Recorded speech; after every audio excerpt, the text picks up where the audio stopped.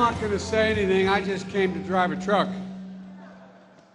And I'm not sure which one I want to drive. That one? There's one back in the corner you can't see. It's the biggest damn pickup truck you ever saw in your life. I'll tell you what, please, everybody have a seat. Everybody have a seat. Carlo, thank you. And Carlo, I'm sorry about your mom. I really am. So many people. Well over 630,000 Americans have lost their lives because of COVID. And the only thing I'm going to say, the press keeps wanting me to talk about COVID, but I'm going to mention this one thing. We still have a lot of people not vaccinated. The pandemic we have now is a pandemic of the unvaccinated. So please, please, please, please, if you're not vaccinated, protect yourself and the children out there. It's important. And Carlo, haven't been a significant consumer of health care myself, my family. I've often said this, and I mean it from the bottom of my heart. Thank your daughter for me. If there are any angels in heaven, they're male and female nurses. That's the God's truth. Doctors let you live. They make you want to live. Spent a lot of time in ICU and my son on the table. Tell her, thank you, thank you, thank you. I really mean it.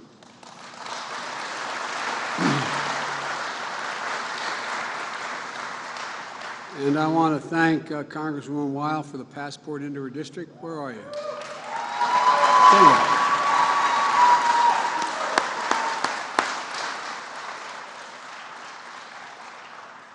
As they say up in Scranton, she's bragging on y'all. They don't say y'all up there. They say that in Delaware. But, you do because you got family from Alabama. And you've been a tireless champion for the working men and women of Lehigh Valley, helping us pass the tax cut for families with children. The people are seeing now in their bank accounts, showing up in their bank accounts every month, and working with our administration to expand home care for seniors. We got a generation that's a sandwich generation between the child and a mom or dad needing help, and they need help. Provide better pay for caregivers. And I want to particularly thank Bobby Casey, who's a great friend of mine, who champions this cause in the United States Senate for elder care. You know, John Mack started this iconic American company in 1890, but things really didn't get off the ground until 4 years later when he brought his brother William down from Scranton. So it goes to show you, if you want to get things moving, bring a guy from Scranton to get it going. Mind if I take my coat off? I'm going to take my coat off. You know, and folks, we're getting things moving. We really are. You are. When I started my campaign for president, and the gov's still there. Gov, I didn't introduce you. I apologize. No, you're the governor of this state, and you're one of the best governors in the country. Thank you.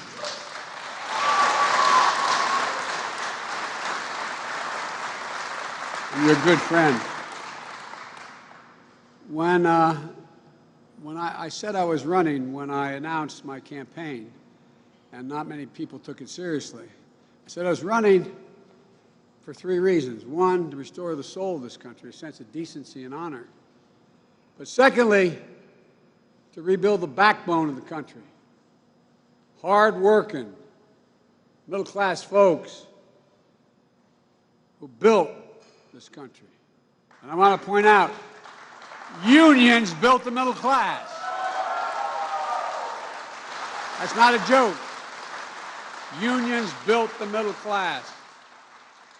And by the way, in case you regret anything, I just want you guys and women in the union know that if it weren't for the UAW in 1972, I never would have won. You think I'm kidding? We had the largest percentage of union workers of any state in the nation in Delaware back then, including Michigan, because we're a small state and we had big plants. But so before you get upset, remember, you're to blame. Well, I got it. Look, folks, I think a lot of us come from similar backgrounds. Moms, dads, brothers, sisters, family. People who get up every day, work hard, raise their families, pay their taxes, serve their communities, and serve their country. And that's why I moved so quickly to pass the American Rescue Plan shortly after I got elected.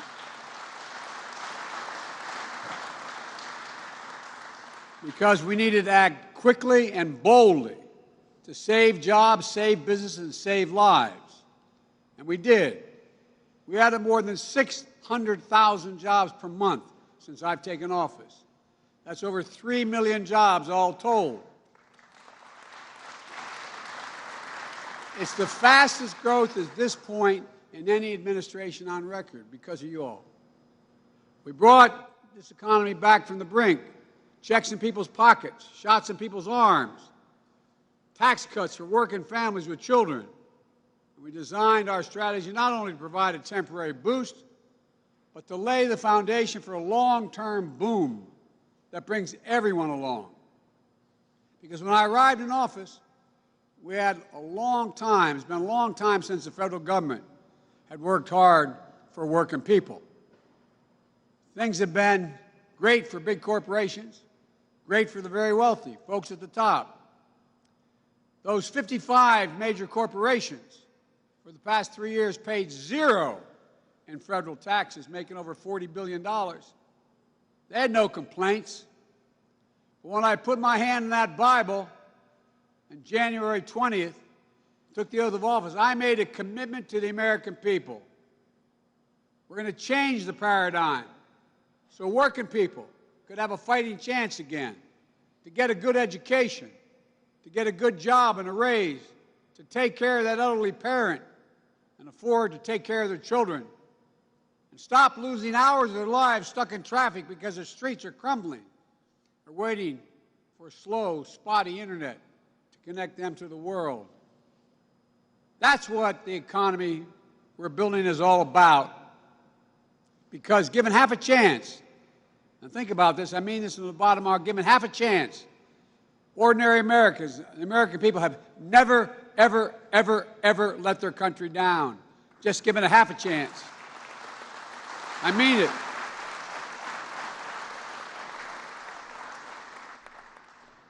You may have heard that in Washington, I was just on the phone, looks like we reached a bipartisan agreement on infrastructure, fancy word for bridges, roads,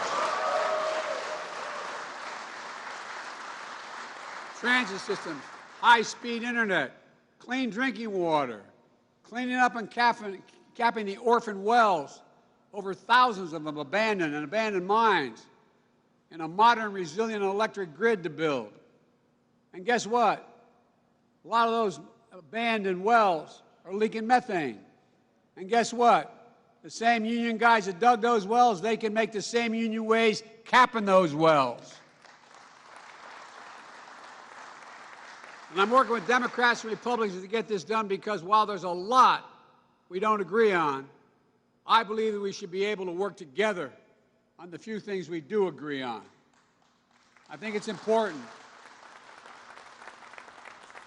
In addition to the physical infrastructure, I also put forward a thing called Build Back Better plan with investments that are going to really, if I said to you, you could have the following. We're going to build you a lot of new roads and bridges, or I can make sure we're going to educate your kids so we're the best educated population in the world. What do you think would most impact on the growth of America? It'd be the most educated nation in the world. So I'm insisting that we have universal pre-kindergarten, 2 years of free community college. All the studies show, no matter what background a kid comes from, whether a single mom or a single dad who is on what we used to call welfare or in trouble, or come from a middle-class household, the kid who comes from the background that's deprived is going to hear by the time they get to first grade 1 million fewer words spoken. 1 million fewer spoken. What that means is they're behind the 8 ball from the start. And a lot more. But we found out, you put kids in, not but in school at age 3, 4, and 5, it increases by 58% the chance, no matter what their background, they'll make it through high school and qualified to go on to community college. Folks, we need more affordable child care. There are a lot of women not working today because they can't go back to their jobs because they have no one to take care of their children. They can't afford it. I was a single dad for 5 years. When my wife and daughter were killed in an automobile accident, my 2 little boys were badly banged up. I commuted back and forth to Washington because I couldn't dare leave and move to Washington because I didn't have my family to help me take care of my kids. I was making a good salary, $42,000 a year then. What? I couldn't afford care, daycare for my children. Elder care. How many of you know somebody has a mom or dad that needs help just because they're getting older and maybe still has their home, would rather stay in their home, increase their mental state, put them in a position where it's better for their health, but you can't figure out how to keep mom home alone, how to do it, or dad? Well, elder care is a big piece of this. Paid leave. We're one of the only industrial countries in the world. You don't get paid leave if you have a sick son, daughter, mother, father, wife, husband, to have some time to take care of that. Bring more people into the workforce, enhance our productivity, raise wages, and bring down the cost for working families. You know, I was born up in Scranton, and my dad worked up in Scranton. He was actually from Baltimore, but he worked in Scranton and met my mom as his dad moved there. And when coal died, everything died in the valley. So we had to leave, look for a new job. My dad used to have an expression when we got down to Wilmington. First thing he did, he got a job scrubbing the inside of boilers for a thing called, outfit called the Kyle Corporation. We finally got to the place where we get to the place after 5 years we could afford to buy a small house, actually 6 years. My dad used to say, remember, Joey, a job is about a lot more than a paycheck. It's about your dignity. It's about respect. It's about your place in the community. I give my word to what he'd say. And it's about being able to look your kid in the eye and say, honey, it's going to be okay, and mean it. Because we know that trickle-down economics has never worked. But when working families do well, everybody does well, including the wealthy. Everybody.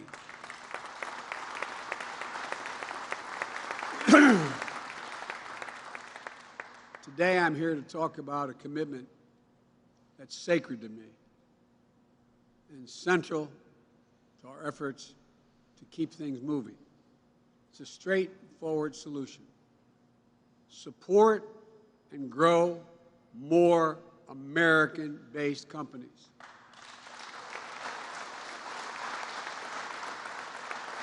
Put more Americans to work in union jobs. Strengthen American manufacturing and secure critical supply chains and confront the climate crisis, which is all about jobs. I can sum it up in 2 words. Buy American. Buy American. Now, what most people don't know, no matter how informed they are, most people don't know that for literally almost a century, there's been a law on the books in America called the Buy America Act. It's supposed to make sure that when your government spends your tax dollars in buying goods, that they have to be goods that were built, purchased in America. But the previous administration didn't take it so seriously, and previous ones, not just the last one. They were quick to say, you know, we have a lot of money to spend. We got to buy. The government's going to buy everything from buildings to aircraft carriers to trucks to whatever it is. But we can't find an American company that can do it all. So we're going to have to issue a waiver. will hire the American company, but that American company is going to have a subsidiary overseas where Americans don't work, where it's much cheaper, they can make more money, and they're going to say, we have to have that as part of the chain of building the product. The result has been tens of billions of dollars didn't go to jobs and businesses in communities like this one. In recent years, Buy America has become a hollow promise. But my administration is going to make Buy American a reality. And I'm putting the weight of the federal government behind that commitment. With in the White House itself, we put in a Made in America office to oversee, not an agency, in the White House itself, to oversee these efforts. In my first cabinet meeting, I told all of the cabinet members, if their agency wants to issue a waiver, the forest department is buying trucks or hoses or whatever they need, okay? They got to buy something that's all of it that's been made in America. And you can't give exceptions. You say, we can't find one that they get their nozzles overseas because they don't have anybody here can make them, et cetera. I said, if you're going to give an exception, you got to tell the White House specifically why the exception. If they still want a waiver, they have to post the request on publicly. So American manufacturers all over the United States and businesses have a chance to look up now in a new facility and say, hey, they're looking for companies that make nozzles. They're looking for companies that make the following whatever. We make that. We make that. And contact us. Then they can't take the job overseas. And today, we're going to go further. We're going to make the biggest enforcement changes to the Buy America Act in 70 years. Right now, if you manufacture a vehicle, I expect you guys know about that, that gets purchased by the federal government, the law says that, and there's about 600,000 vehicles the federal government owns, by the way, and replaces and buys, that substantially all that vehicle, substantially all, should be made in America. But because of loopholes over time, you know what substantially all means today?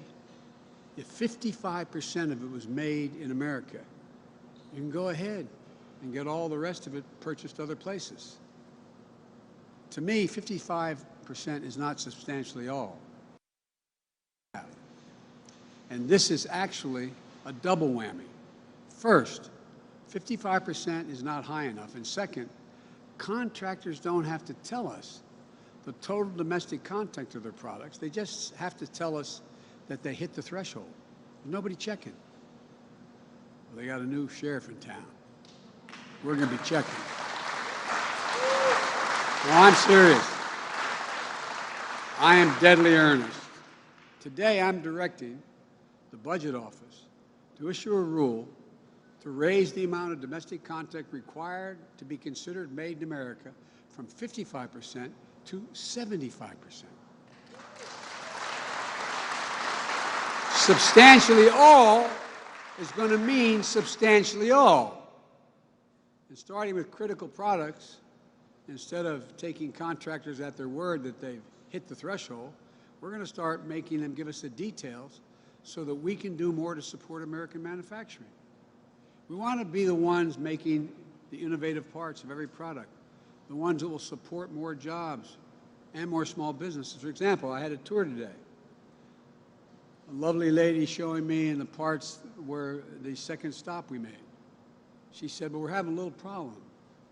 We're finding we don't have the computer chips that we need to go into the engine, et cetera. We basically don't make them anymore in America. So I got together with a group of 20 Republicans and Democrats.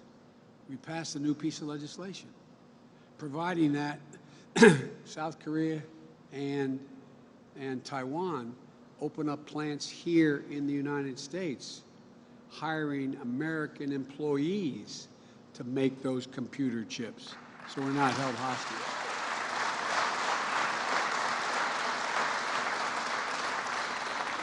In case you haven't noticed, not only you, but Ford Motor Company said they're going to have to stop producing certain vehicles. They couldn't get the chips, couldn't get the wafers.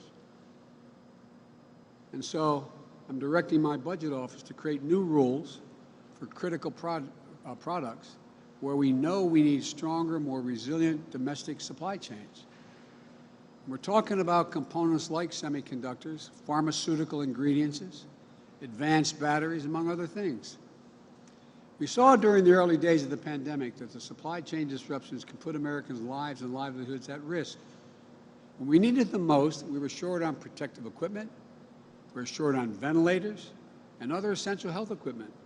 We couldn't get the job done. We couldn't take care of people. We were short on basic equipment.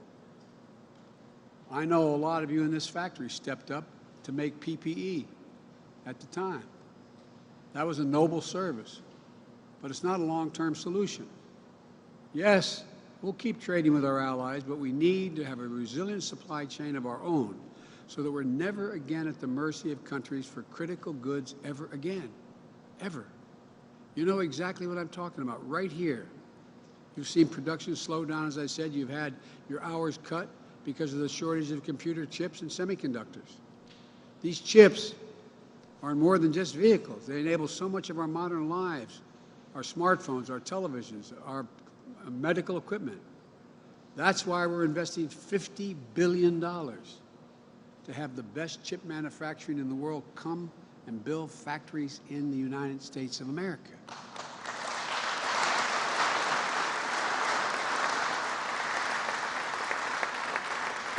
It passed the Senate. It's called the CHIPS Act. And it's part of my Build Back Better plan, and it is bipartisan. As many Republicans are concerned about it as Democrats.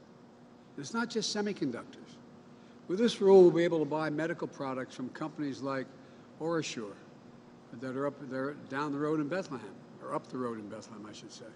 I'm used to thinking from Scranton.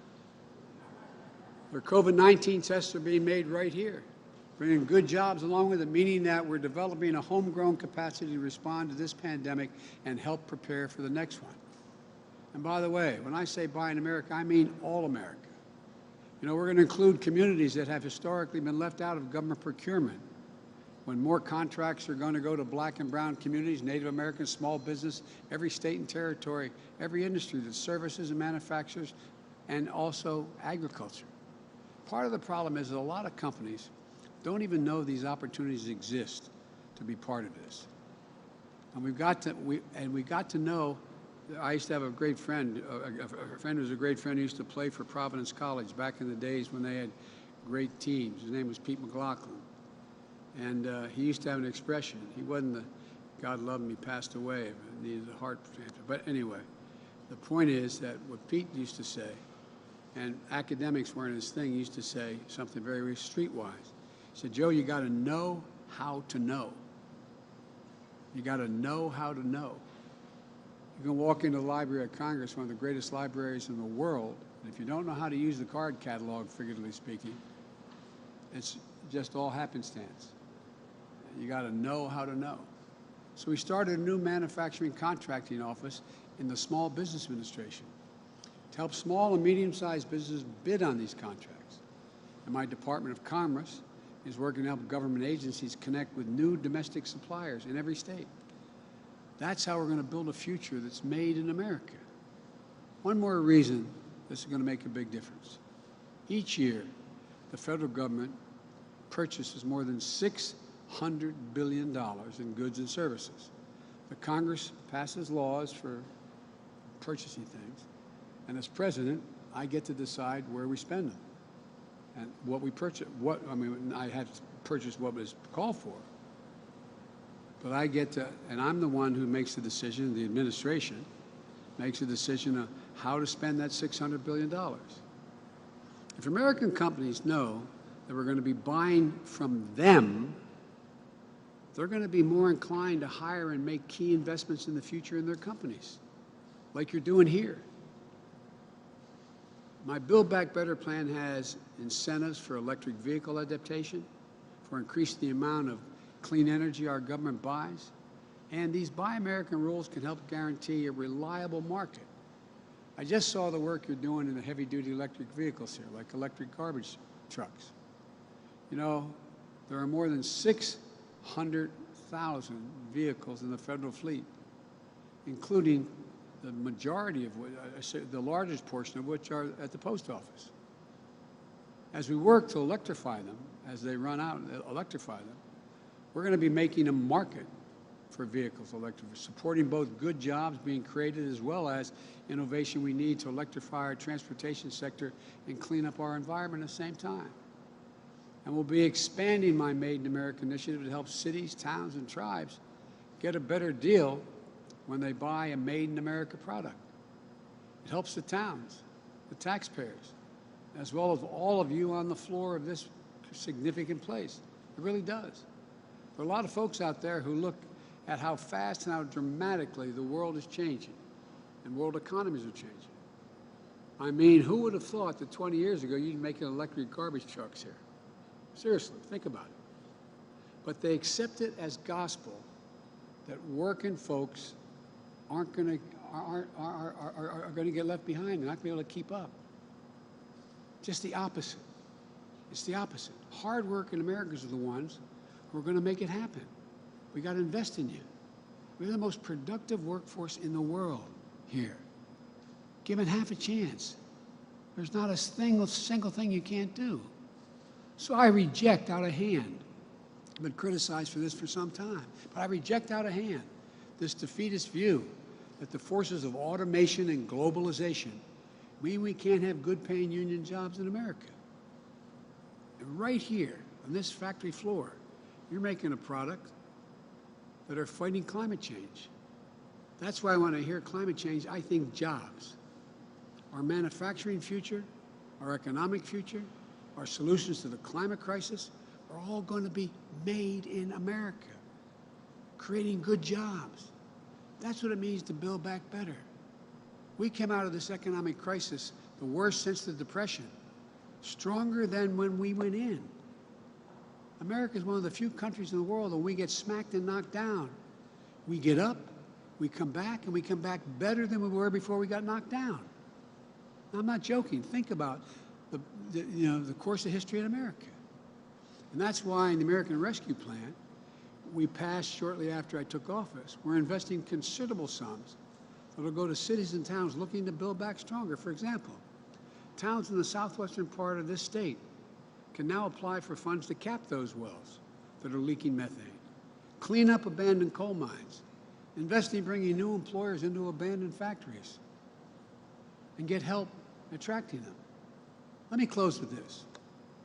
Back in 2009, during the so-called Great Recession, the president asked me to be in charge of managing that piece, then President Trump. Excuse me, Freudian slip. That was the last president. He caused, anyway, that was President Obama when I was vice president. And the American auto industry, remember, was on the rocks. And a lot of people, including a lot of Democrats, thought it wasn't worth investing in them because the American worker wasn't that good and they were blah, blah, blah. I remember the heat that I took, some of you may remember as well, when I stood up and stepped into the rescue of the American automobile industry. My name was often taken in vain on television shows a lot, because why is Biden so committed to the automobile industry? Well, because the fundamental mistakes weren't made by the workers, they were made by management. Today, a lot of the folks who said we shouldn't rescue the American auto industry are the same folks who are saying we don't need to buy American. What those people never realized is that if you give an American worker just a chance, a fighting chance, there's nothing they won't do. And if you give American companies and communities a chance, there's nothing they can't build. Just look around. From the steel that raised our cities, to the trucks behind me that are going to carry the economy forward, to the workers who are the heart and soul and spine of this nation, American strength is here. It's in this region. It's you. It's not hyperbole, it's you. And that's why I've told every foreign leader, and I just got back from Europe meeting with heads of state. One said to me, I said, America's back. And he said, for how long? The head of state. And I said, you know, I want to tell you something. It's never, ever, ever been a good bet to bet against America. We never fail when we decide we're going to do something. So today, I'm placing my bet on America. I know you all are going to make sure it pays off, because it will pay off with good jobs, long-term employment, the ability for America to once again reassert its role as the most powerful economy in the world. And that is as important as the size of our military and as anything else we do. And if we think we're not in a race, well, guess what? Take a look at China. Take a look at China. I've spent an awful lot of time with Xi Jinping, President of China, more than I'm told than any other world leader has. And he's made it really clear. He doesn't think democracies can compete in the 21st century.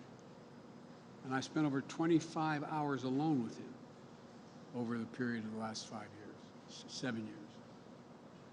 And guess what? Just come back from a conference with Putin. He thinks the same thing. Well, I got news for him. Autocracies will not succeed if we do what we can do as a democracy. Democracies.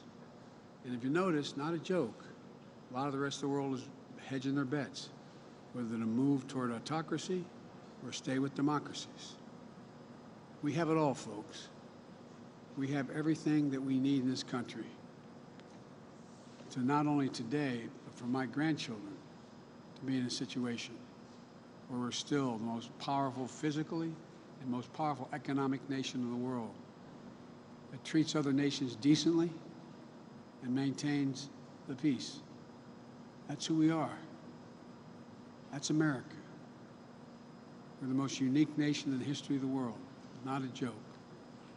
By that I mean every other nation was put together based on ethnicity or religion, or geography, but not America.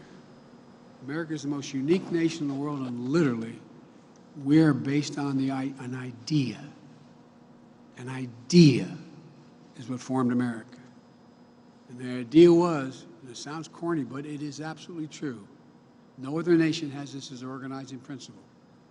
We hold these truths to be self-evident, that all men and women are created equal, endowed by their Creator with certain inalienable rights, life, liberty, the pursuit of happiness. We believe it.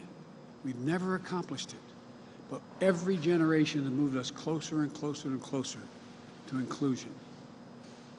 And that's why America's real power is not in the exercise of our military power, but people follow us because of our example. That's why the rest of the world's follow us. It was about time we get back up and reassert who we are. This is the United States of America. Thank you, and God bless you all.